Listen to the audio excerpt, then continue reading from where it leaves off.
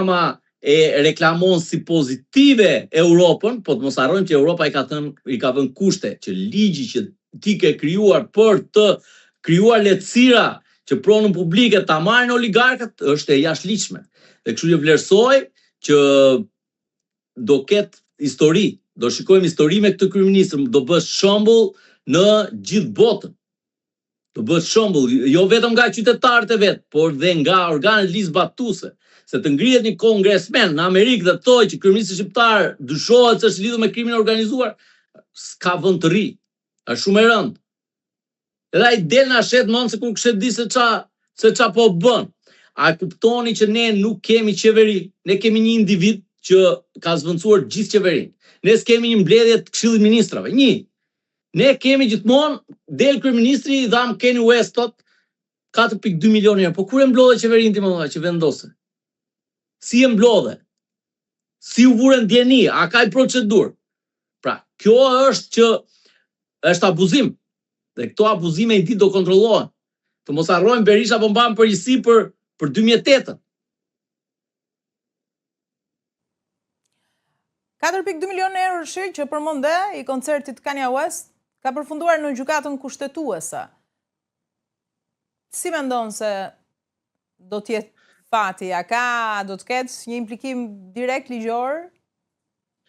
Implikim direkt ligjor, unë them që do ketë, por ka diçka që akti me cilën kryeministri ka vendosur të japi 4.3 milion euro, 4.2 milion euro, ka arritur qëllimin e tij. Pra lekët janë dhënë dhe unë vlerësoj që përveç se duhet të shfuqizohet vendimi, duhet të rregullohet dhe pasoja, sepse nëse ne do kërkojmë vetëm shfuqizimin e vendimit dhe shpalljen e tij si antikushtetues, po si rregullohet pasoja?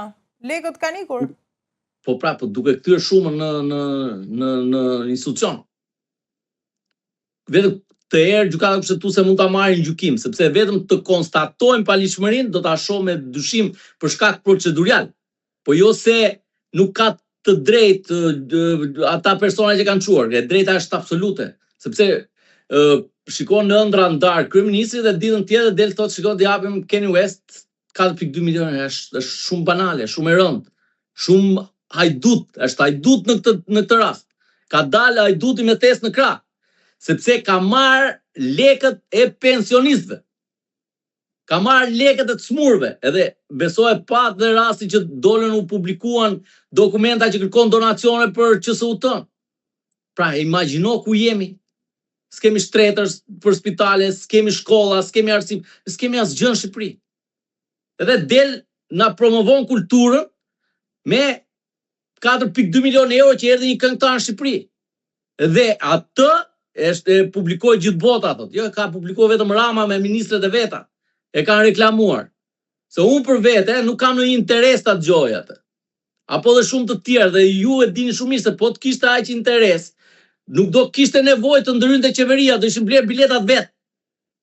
Pra përderisa pati interes, atëherë kryeministri u detyrua që dha lekët. U subvencionua dështimi në këtë rast. Patjetër pra, kjo ishte.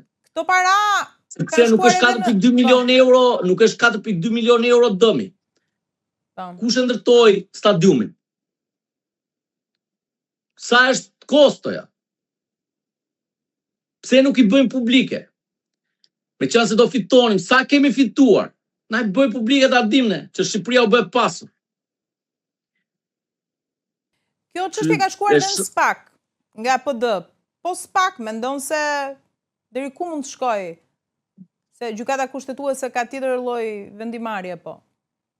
Siç e theksova, këtu kemi të bëjmë me një aferë të pastër korruptive. Në qoftë se SPAK do ketë një integritet, ashtu siç ne kemi dëshiruar, atëherë duhet ta hetojë këtë çështje.